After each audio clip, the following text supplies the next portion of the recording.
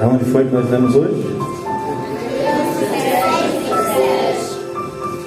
Vamos lá, em nome de Jesus. Aleluia.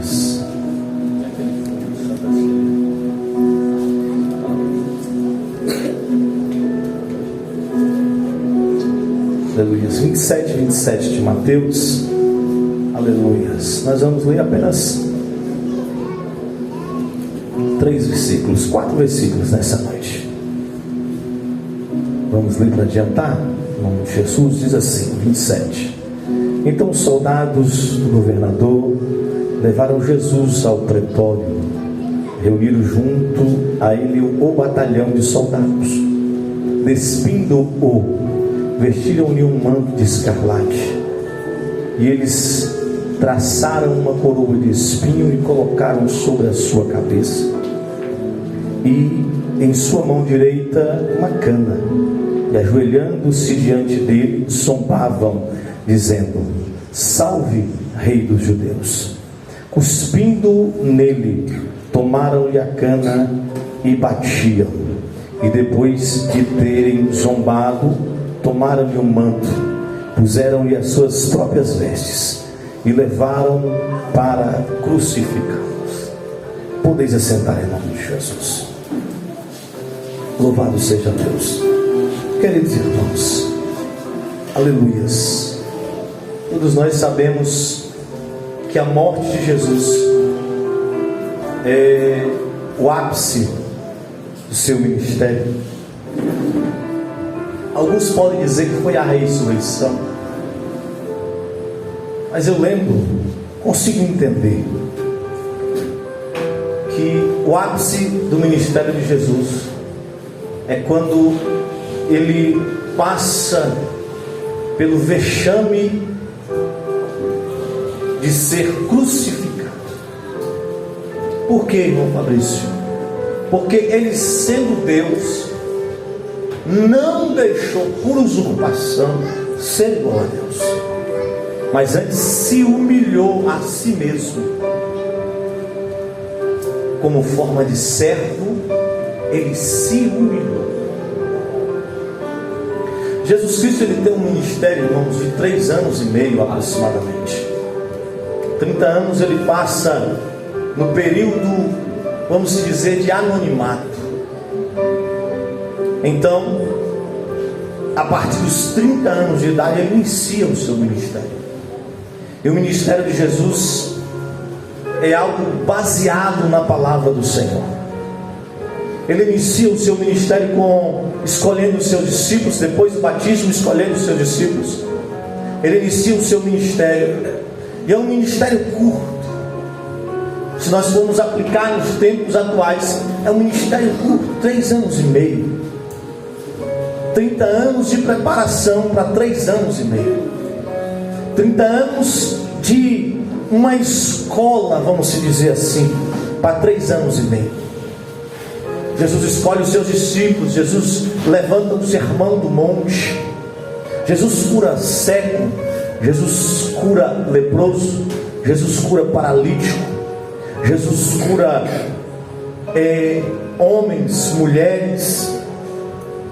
E o ministério de Jesus está como se fosse hoje, de vento em popa. Se fosse hoje, Jesus estaria em todos os cartazes. Se fosse hoje, Jesus estaria estampado em todos os cartazes.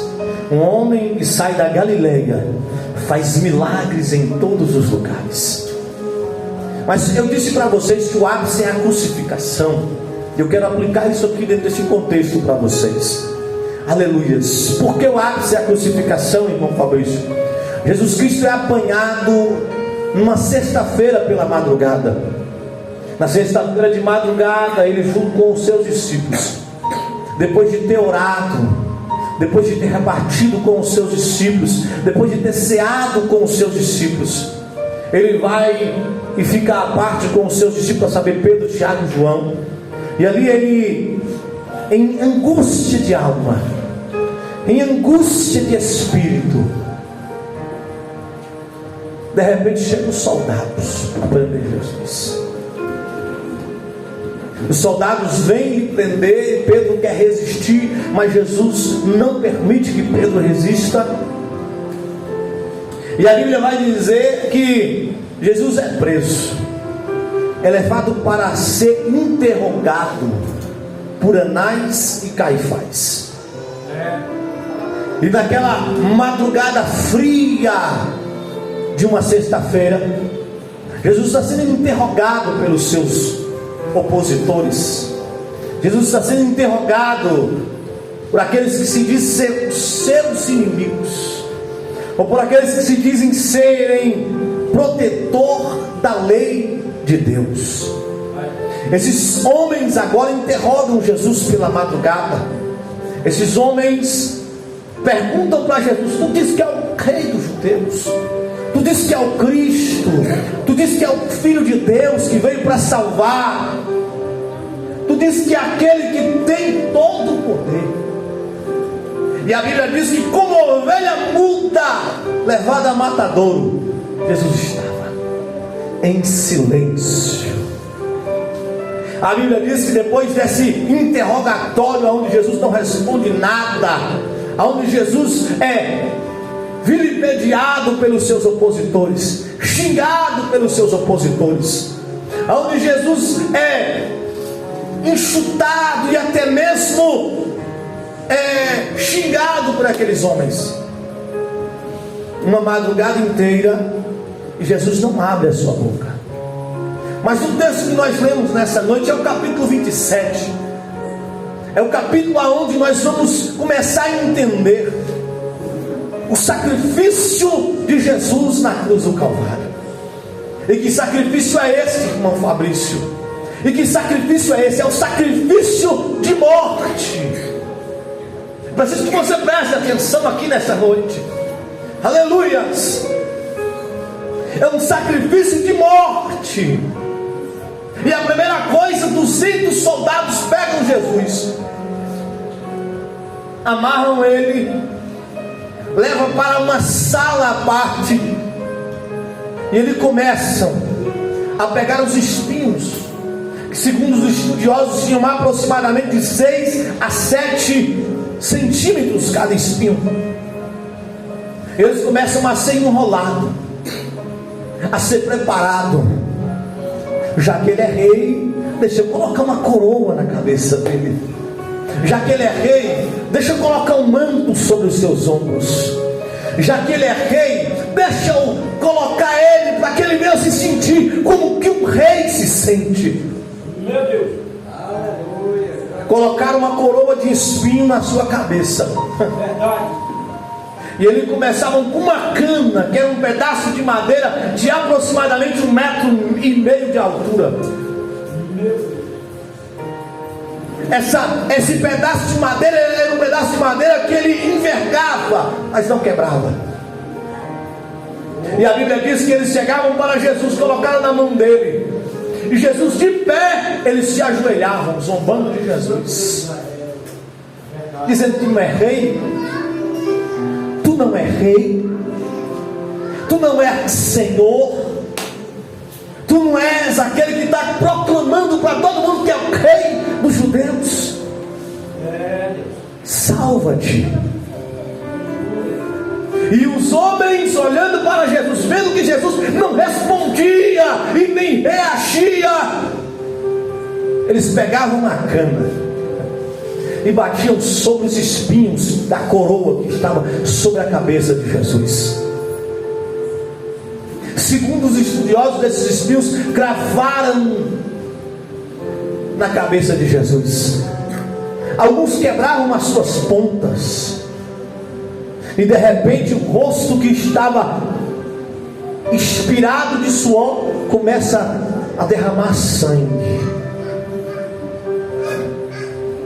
O sangue começou a correr pelo seu rosto. Eita Jesus! Alguém olhando e dizendo assim: o sangue dele está correndo. Mas o que os opositores de Jesus não sabiam é que o sangue que estava vertendo naquele momento não era um sangue qualquer. O que os opositores de Jesus não sabiam é que aquele sangue que estava correndo no rosto de Jesus, aleluia,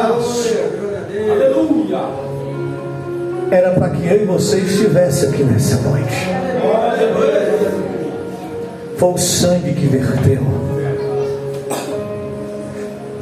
Eles pegaram Jesus, irmãos, tiraram daquele lugar, vestiram as suas roupas, mas a coroa ficou. Levavam Jesus para ser crucificado a partir de agora. E a Bíblia diz que pegavam Jesus e saíam arrastando, empurrando ele. Levaram para o cenáculo, uma parte do cenáculo, aonde tinha um cepo, aonde tinha um madeiro. Acima desse madeiro ficavam duas correntes seguras. Rasgaram as vestes de Jesus, prenderam os seus braços naquele cepo e começavam a chicotear as costas de Jesus. Em sua ponta, aquele chicote tinha 7 frações de ossos. E cada vez que o carrasco batia, não vinha só sangue, vinha carne. O sangue correndo, a sua cabeça ensanguentada. A Bíblia diz que em nada ele abriu a sua boca. 39 chicotadas. Eu imagino como que ficou as costas de Jesus, dilacerado pelas chicotadas, ossos aparecendo, nervos expostos, os suores correndo, o sangue escorrendo. Agora Jesus começa a passar pela via dolorosa. E o que é a via dolorosa, irmão Fabrício? É uma avenida, onde que a parte de cima da cruz estava sobre os ombros de Jesus.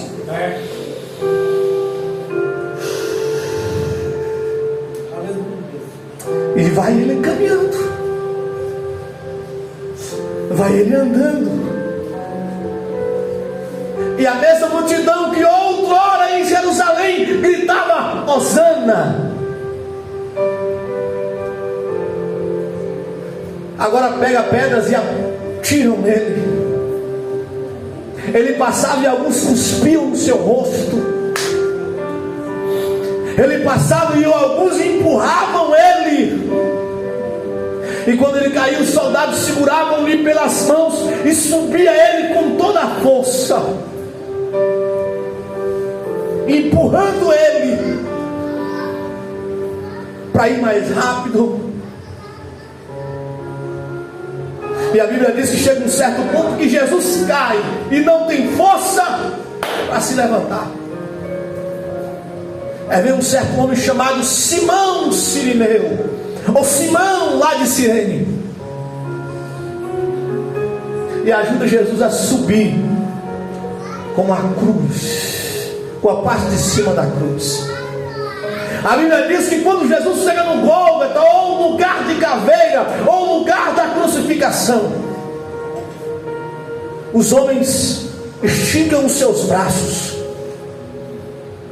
amarrados pelas cordas da cruz. E segundo a ciência, quando esticavam os braços de Jesus, as costas que estavam dilaceradas passavam no madeiro bruto. Os espinhos do madeiro feriam mais ainda as feridas de Jesus. Esticando os seus ombros, os seus nervos da parte superior se dilatavam. É verdade. E diz que pegavam um prego ou um cravo romano de aproximadamente 12 a 13 centímetros. Esticavam de um lado um soldado e o outro soldado esticava do outro. E o carrasco com um martelo ou com uma uma marreta, colocava sobre o punho de Jesus e batia sobre aquele cravo. Os tendões se dilatavam, Jesus colocando força para ficar ali sobre aquela cruz. Logo depois colocam Jesus no madeiro, esticam as suas pernas, pegam cravos romanos e colocam sobre os seus pés, um cravo romano que ficava no meio entre os dois pés. Eu imagino Jesus deitado e esticando os pés de Jesus. De repente um cravo no meio dos pés de Jesus, atravessando os seus ossos, atravessando os seus nervos, atravessando os tendões de Jesus. Aquela dor agoniante, aquela dor de angústia, de tristeza, aquela dor que ele estava passando, que era minha, que era sua. Aí de repente chega o momento de levantar aquela cruz. Oh meu Deus, um buraco de aproximadamente 1,5 metros. Soldados segurando as pontas da cruz ou puxando a corda pelo meio. E quando a cruz bate no final do buraco, Jesus sente uma dor tremenda. Eu vou finalizar aqui.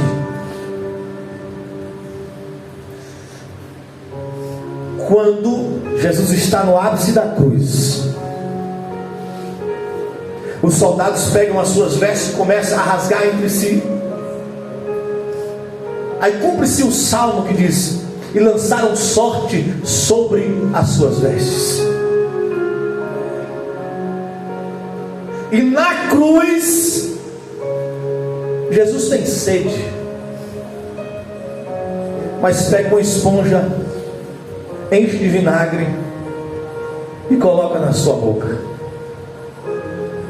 Meu Deus! Diz que naquele momento Jesus, em angústia, Jesus brada na cruz do Calvário: Eli, Eli, lama sabachthani. Deus meu, Deus meu, por que me desamparastes? Alguns vão dizer que esta frase que Jesus disse, sabe o que era por quê? Não era porque o Pai tinha desamparado a ele, é porque o pecado que ele estava levando sobre si fez separação entre ele e Deus naquele momento.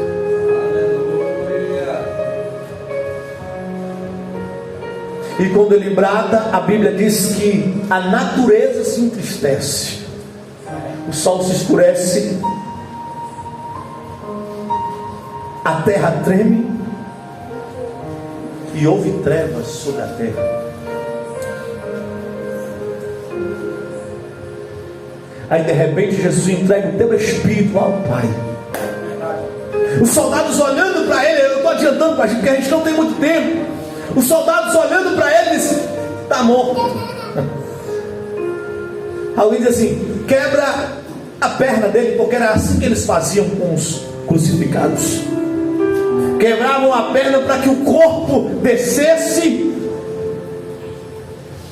e que a dor aumentasse para morrer mais rápido, porque o entardecer já estava chegando. Mas quando olharam para Jesus, disse: está morto. Pegaram uma lança de aproximadamente 2 metros, foram na sua lateral e colocaram na sua lateral, enfiaram na sua lateral. Diz que olharam para aquele sangue, para aquela água, disseram: está morto. Pegaram o seu corpo, crucificaram, enterraram, colocaram no sepulcro escondido. Sexta-feira, sábado. Mas domingo, pela madrugada, algumas mulheres vão no sepulcro para embalsamar o corpo de Jesus. Era um sistema que eles faziam, que eles levavam uma essência, um perfume e passavam sobre o corpo. Lembra que nós falamos sobre a tradição aqui? Nós aplicamos aqui na escola bíblica esses dias atrás. Quando as mulheres chegaram, a pedra está removida. Um lenço dobrado, um lençol à parte e 2 anjos. E os anjos chegam para ele e perguntam assim: aonde colocaram o meu Senhor? Aonde colocaram o Mestre? Aonde está o meu Senhor? E eu quero finalizar nesse ponto para você entender isso aqui. E eu te pergunto a mesma pergunta que a mulher fez para aqueles 2 anjos naquela manhã de domingo: aonde está o seu Senhor?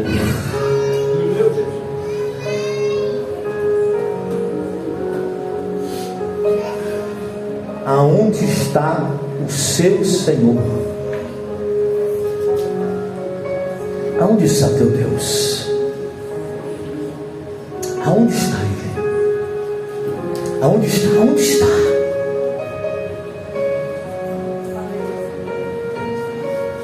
Os anjos responderam para aquela mulher: porque procuras o que vive entre os mortos? Ele não está aqui, mas Ele ressuscitou. Aleluia! Ele está vivo, Ele está vivo, Ele está vivo. Ele está vivo, Ele vive, Ele vive, Ele vive. Ele vive, Ele é dono dessa igreja, Ele é dono da minha vida, Ele é dono da sua vida, Ele é dono da sua casa, Ele é dono da sua família, Ele é dono dos seus filhos. E se Ele é dono de tudo isso que você está proclamando aqui nessa noite, eu já quero te dizer uma coisa aqui nessa noite, aleluia, de domingo: Ele vai reger a sua casa e a sua história.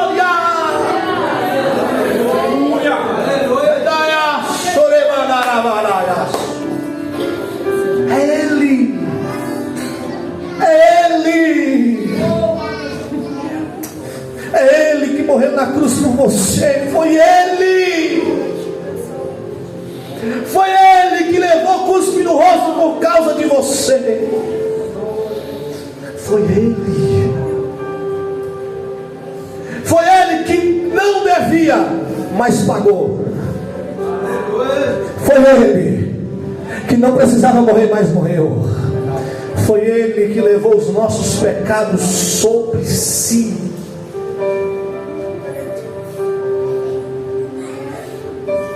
E Ele é Senhor da nossa vida. E se Ele é Senhor, você não faz mais o que quer, mas faz aquilo que Ele quer.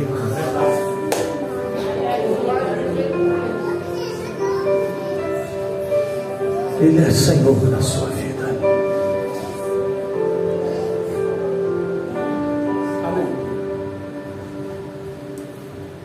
Que Deus te dê entendimento. Aleluia. Que Deus te dê entendimento que Ele é Senhor da sua vida. Glória a Deus. Tem muita gente que entrega a sua vida ao dinheiro, à fama, à casa, a carro. Tem muita gente que entrega a sua vida aos deleites desta vida. Mas a Bíblia diz assim, ó: entregue o teu caminho ao Senhor.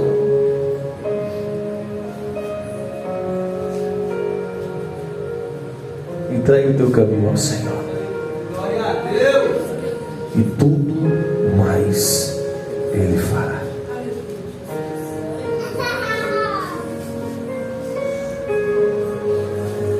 Vamos cear nessa noite. Eu não sei se você está aqui só por estar. Não sei se você nem queria estar aqui nessa noite. Talvez seu pensamento era ficar em casa. Talvez seu pensamento era nem estar aqui nessa noite. Talvez seu pensamento era ficar em casa, tranquilo. Mas tu veio aqui nessa noite para ouvir que Ele morreu pela sua vida. Ele morreu pela sua família. Ele morreu pela sua casa. Ele morreu pelos seus familiares. Ele morreu. Ele morreu, mas ressuscitou.